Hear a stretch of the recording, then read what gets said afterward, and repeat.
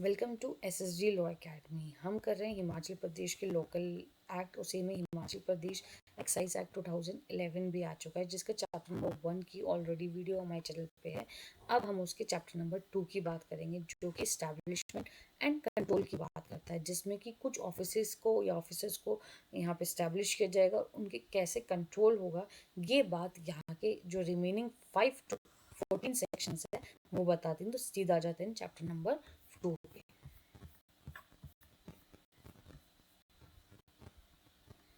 तो chapter number 2 बात करता है स्टैब्लिशमेंट एंड कंट्रोल की।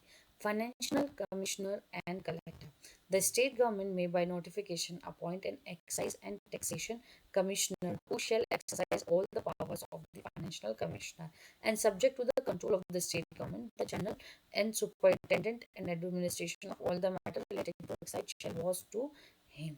तो यहाँ क्या होगा, सबसे पहले आएगा स्टेट गवर्नमेंट। ठीक है, अब स्टेट गवर्नमेंट के नीचे कुछ ऐसे एक्साइज और टैक्सेशन कमिश्नर्स होंगे, तो उनमें से एक अपॉइंट होगा ऐसे फाइनेंशियल कमिश्नर।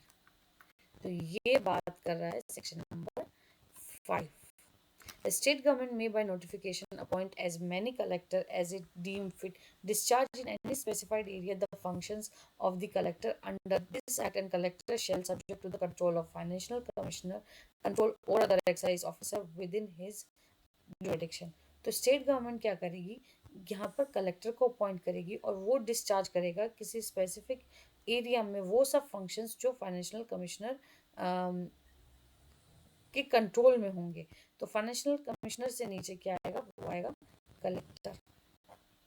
ठीक है, and jurisdiction of the financial commissioner shall extends to the whole state, or the jurisdiction of the collector shall extends to the area of the state in which they are for the time being employed. तो financial commissioner जो होगा वो पूरी Himachal state के लिए रहेगा, और collector जो होगा वो पर्टिकुलर एरिया का होगा, और वो एरिया नोटिफाई करेगी स्टेट गवर्नमेंट।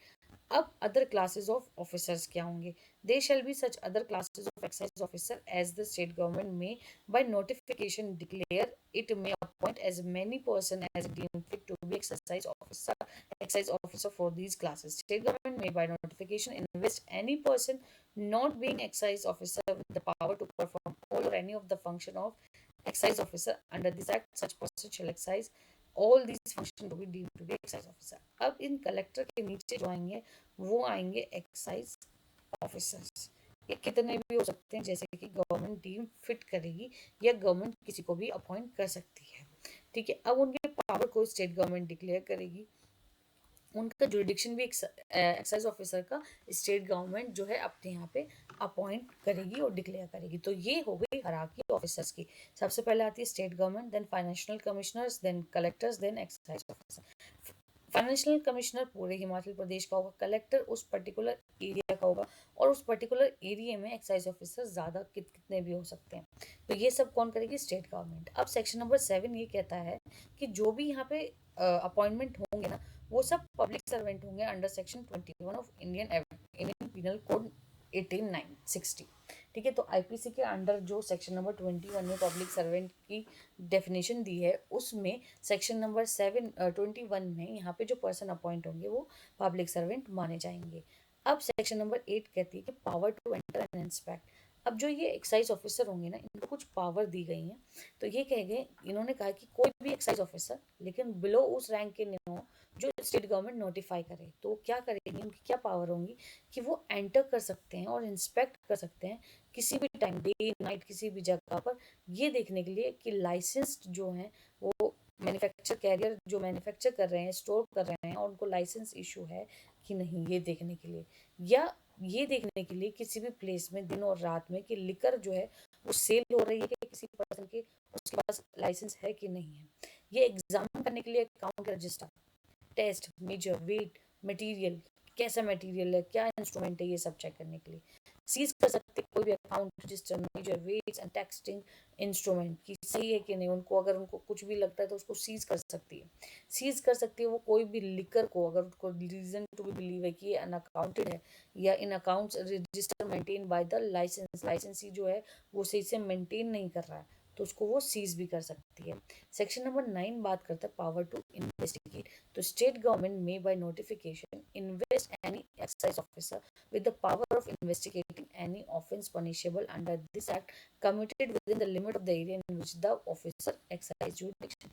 तो वो एक्साइज ऑफिसर को पावर दे सकता है कि अगर इन्वेस्टिगेट करने के लिए उन ऑफेंसेस को जो यहाँ पर पनिशेबल है, और जो यहाँ पर पनिशेबल है वो officer in charge of police station की जो पावर सीआरपीसी में दी गई है, वो सेम पावर जो है officer in charge of police station की वो एक्साइज ऑफिसर एक्सरसाइज करेगा। ठीक है, सेम पावर एक्सरसाइज करेगा जो कि पुलिस ऑफिसर एक्सरसाइज करता अगर वो officer in charge of police station होता तो पावर ऑफ एक्साइज ऑफिसर की क्या पावर है? सीज करने की पावर है। तो जब भी एक्साइज ऑफिसर उस नॉट बिलो द रैंक, उस रैंक का सा है जो स्टेट गवर्नमेंट नोटिफाई कर रहा है, रीजन टू बिलीव है कि punishable under this act has been is being और is likely to be committed by any person any place that a search warrant cannot be obtained without affording the offender an opportunity to escape or of concealing evidence of the offense he may at any time day or night enter in such any place। अगर उनको ऐसा लगता है कि यहाँ पर evidence cancel हो सकते हैं या जो ऑफेंडर है वो भाग सकता है, तो वो किसी भी टाइम पे एंटर कर सकता है डे और नाइट में और उस प्लेस को सर्च कर सकता है। Any excise officer specified in subsection 1 may seize anything found in this such place and has reason to believe to be liable to be confiscation under this act may detain such and such। वो detain कर सकता है, उनको search कर सकता है, अगर वो गिल्टी फाउंड होते हैं तो उनको अरेस्ट भी कर सकता है।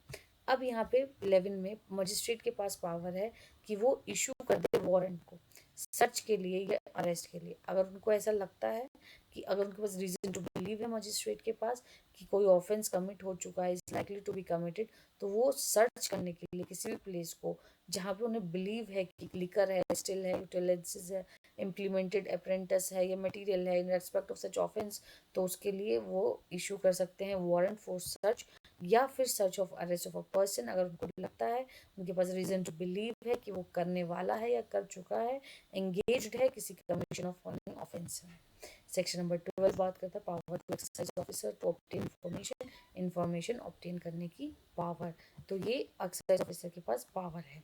यहीं पर पुलिस ऑफिसर उनको ऐड करेगा। ये सेक्शन नंबर 13 बात करता है कि जैसे ही एक्साइज ऑफिसर को कोई ज़रूरत पड़ती है तो वो सेक्शन नंबर 13 में पुलिस ऑफिसर उसकी हेल्प करेगा। सेक्शन नंबर 14 बात करता है power to close liquor vends. अगर उनको ऐसा लगता है फाइनेंशियल कमिश्नर को कि वो प्रिस्क्राइब डेज पे, जो डेज जैसे ड्राई डेज होते हैं, कुछ छुट्टी के दिन होते हैं या इलेक्शन के आसपास वाले जो डेज हैं, वहाँ पर उनको क्लोज करने की भी बात यहाँ पे फाइनेंशियल कमिश्नर के पास पावर है, वो ये कर सकता है अगर स्टेट का इलेक्शन कमिश्नर, स्टेट का गवर्नमेंट या इलेक्शन कमिश्नर ने ड्राई डेज अप्रूव करे हैं तो। लेकिन यहाँ पर एक प्रोवाइडेड दैट का है कि डीएम इनके रिलेटेड इन्फॉर्मेशन जो है that are riot or lawful assembly has occurred और is likely to occur in immensity of a liquor vent he may subject to the reason to be recorded in writing by order require the licensee of such liquor vent to keep the vent closed at such time as may be specified in such order। तो यहाँ पे तो financial commissioner diaries भी close करवाएगा। यहाँ पे DM को अगर ऐसा लग रहा है अनलॉफुल असेंबली यहाँ पे जो है वो असेंबल हो सकती है, रियोटिंग हो सकती है, राइटिंग हो सकती है, या किसी भी तरीके से लॉ एंड ऑर्डर खराब हो सकता है, तो डीएम वहाँ पे रिटर्न ऑर्डर के साथ इंफॉर्मेशन अगर उसके पास है तो वो ये क्लोज करवा सकती है।